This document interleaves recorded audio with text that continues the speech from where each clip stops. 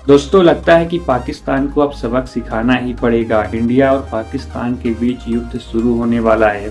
दोस्तों, कल जिस प्रकार से भारतीय सेना ने पाकिस्तान के अंदर पल रहे आतंकी ठिकानों को तबाह कर दिया स्ट्राइक करके, उसके बाद से पाकिस्तान पूरी तरह से पागल हो चुका है। लेकिन पाकिस्तान को भारत की ताकत का पता नहीं है। पाकिस्तानी मीडिया के लोगों को भारत की ताकत का पता है और इसीलिए पाकिस्तानी मीडिया में इस समय चीखें निकली हुई है।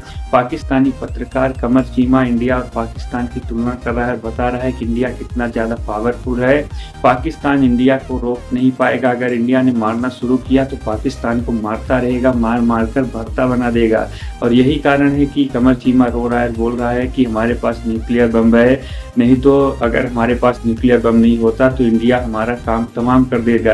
लेकिन पाकिस्तान को यह बात ध्यान में रखनी चाहिए कि न्यूक्लियर की धमकी दे देकर पाकिस्तान ने अपनी लिमिट क्रॉस कर दी है और अब भारत न्यूक्लियर बम से भी नहीं डरता, क्योंकि भारत के पास भी न्यूक्लियर बम है। अगर पाकिस्तान इंडिया के ऊपर न्यूक्लियर बम चलाने की कोशिश करेगा, उससे पहले ही पाकिस्तान का नामो निशान मिट जाएगा। और पाकिस्तान को इस बात का ध्यान होना चाहिए, क्योंकि अब भारत न्यूक्लियर बम से नहीं डरता बल्कि ईंट का जवाब पत्थर से देता है। दोस्तों, भारत और पाकिस्तान के दरमियान टेंशन्स जो हैं वो बहुत ज़्यादा बढ़ गई हैं। और मैं जस्ट बात करना चाहता हूँ इस वक्त भारत और पाकिस्तान की थोड़ी सी मिलिट्री कैपेबिलिटी का। दोनों मुल्कों के पास एक बड़ी स्टैंडिंग आर्मी मौजूद है और दोनों मुल्क जो हैं वो अपने रीजनल सिक्योरिटी कंसर्न्स को देखते रहे हैं। भारत के पास पैसा ज़्यादा है, पाकिस्तान के पास पैसा ज़्यादा है। पाकिस्तान ये कहता है कि टेक्नोलॉजी की डोमेन के अंदर पाकिस्तान को अपर एज हासिल है, क्योंकि पाकिस्तान जो है एयरफोर्स के अंदर खास तौर। इंडिया ने जब से राफेल लिए, इंडिया भी कहता है कि हमें अब टेक्नोलॉजी में अपर हैंड है। दोनों न्यूक्लियर वेपन्स आप मुल्क आपको पता है जंगें लड़ चुके हैं। 47, 48, 65, 71, 1991 की कारगिल कॉन्फ्लिक्ट और बहुत सारी बॉर्डर स्किर्मिशेस। तो ये कोई नई चीज नहीं है। अगर आप सिर्फ और सिर्फ भारत और पाकिस्तान की फौज को देखें तो आपको पता है कि इंडिया के पास तकरीबन जो जिसे कहते हैं ना, जो स्ट्रेंथ है, जिसे कहते हैं ना उसकी मुख्तलिफ ममालिक जो जिस तरह रेट करते हैं कि जी ये कौन सी स्ट्रेंथ इसकी नंबर है, मैं उसमें तो नहीं जाऊंगा कि जी 145 मुल्कों में इसका कौन सा नंबर है और 145 मुल्कों में इसका कौन सा नंबर है। एक मैं पावर इंडेक्स देख रहा था जिसमें बताया गया कि जी इंडिया की जो फौज है 145 मुल्कों में 4th पोजीशन पे है और पाकिस्तान जो है वो 145 145 में 12th नंबर पे आता है। आई थिंक ये on the basis of the size के तौर पे ये पोजीशन जो है वो है। बहरहाल, if you look at the active personal in India and Pakistan की फौज के अंदर, इंडिया के अंदर तकरीबन 1.4 मिलियन है और रिजर्व इंडिया के पास 1.15 मिलियन है। ये ऑब्वियसली एक बड़ा नंबर इंडिया के पास है। इसी तरह पाकिस्तान के पास 660,000 के करीब एक्टिव पर्सनल हैं, 550,000 के करीब रिजर्व पर्सनल हैं। इसी तरह पैरामिलिट्री पर्सनल इंडिया के पास 16 लाख हैं, पाकिस्तान के पास तकरीबन 3 लाख हैं। और इसी तरह समझ लें कि पाकिस्तान के पास टोटल कुल मिला के 1.4 मिलियन 5 मिलियन है, इंडिया के पास 4.24 मिलियन। इंडियन मिलिट्री जैसे मैंने आपको बताया कि उनके पास अच्छे भले और तगड़े रिसोर्सेज मौजूद हैं और इसीलिए इंडियन मिलिट्री और पाकिस्तानी मिलिट्री के डिफरेंट जगहों पे कंपैरिजन होते रहते हैं। लेकिन मैं ज़ाती तौर पे समझता हूँ इट्स वेरी डिफ़िकल्ट इसके ऊपर बात करना।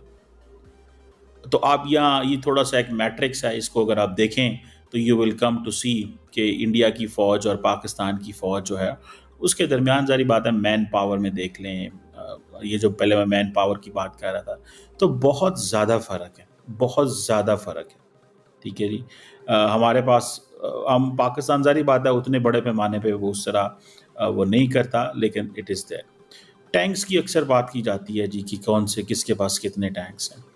ठीक है जी। अब आप देखें कि ये पाकिस्तान के पास जो टैंक्स हैं वो तो हैं ही हैं। इंडिया के पास को 1100 यूनिट्स हैं। अर्जुन ये उनका एक टैंक है जिसको कहते हैं भीष्मा। फिर उनका अर्जुन एक है वो 124 है। फिर उनका T-72 अजया है, वो भी तकरीबन 200 यूनिट के करीब मौजूद है।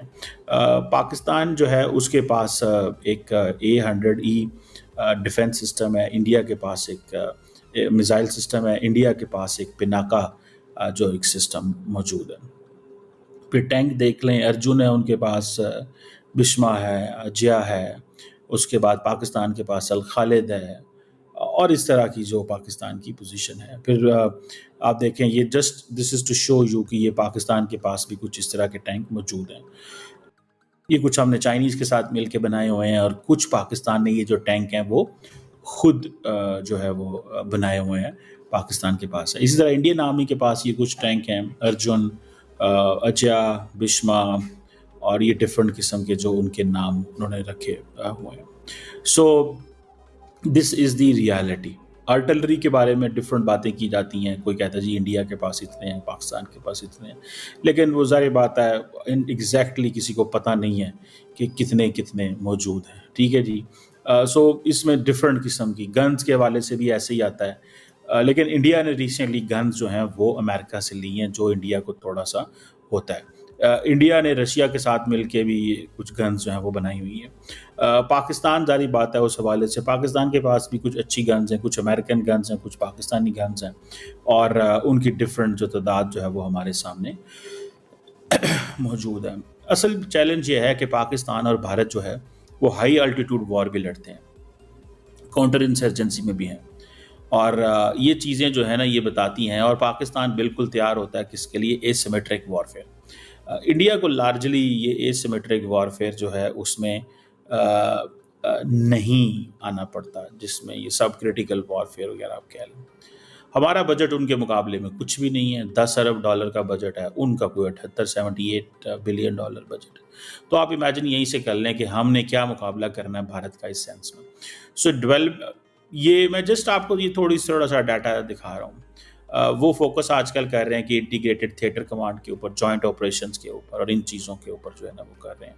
तो ये जैसे भी 2025 का बजट था तो उन्होंने कहा जी हम मॉडर्नाइजिंग करना चाहते हैं मिलिट्री को, सेल्फ रिलायंस पे जाना चाहते हैं, so on and so fourth. इसी तरह पाकिस्तान जो है, इंडिया जो है वो अपनी नेवी के ऊपर भी बड़ा ट्रस्ट करते हैं। इंडिया की नेवी ज़रा ताकतवर है, उनके पास एयरक्राफ्ट कैरियर्स हैं, बाकी चीज़ें जो हैं वो उनके पास तगड़ी हैं, मतलब वो इस पोजीशन में हैं। एयरफोर्स में अगर आ जाएं तो वहाँ पे भी 36 तो अभी राफेल है उनके पास, मिराज 250 हैं, और इस तरह बाकी जहाज़ भी उनके पास अच्छी तादाद के अंदर मौजूद हैं। ये थोड़े से फाइटर जेट्स हैं इंडिया के पास, जो Su-30, राफेल, मिराज, मिग-29 इंडियन नेवी के पास भी है, तेजास भी हैं, मिग-21 भी है, जैगुआर जो है ये भी है। पाकिस्तान के पास F-16 है, JF-17 थंडर है, मिराज है। अभी पाकिस्तान ने J-10C जो है वो भी लिया है चाइना से। तो सुनने में आया कि ये जो अभी आजकल भारत और पाकिस्तान की जो ये कल रात से मसले पैदा हुए हैं, उसमें पाकिस्तान ने J-10C का इस्तेमाल ज़्यादा जो है वो किया है। इंडिया के पास S-400 है, वो पाकिस्तान के पास नहीं है, सीधी सी बात है। इंडिया ने तकरीबन ये 5.5-6 अरब डॉलर का ये S-400 ख़रीदा था। हम नहीं ख़रीद सकते क्योंकि इसकी एक बैटरी की कीमत 1 अरब डॉलर। तो ये हमारे वो उसमें बस में नहीं है कि ये इस तरह की चीज़ें जो है वो करना। इसी तरह S-400 इंडिया को बहुत एडवांटेज देता है। इंडिया ने लार्जली ये पाकिस्तान और चाइना दोनों के लिए लिया हुआ, ठीक है जी। अगर आप इसको देखें तो ये उनके लिए समझते हैं कि वो हमारे लिए ये सही है, हम इसको मैनेज कर सकते हैं।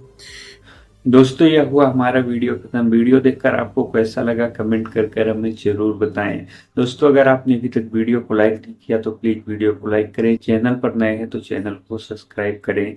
वीडियो को लास्ट तक देखने के लिए आपका बहुत बहुत धन्यवाद। मिलेंगे आपको अगली वीडियो में, तब तक के लिए जय हिंद, जय भारत।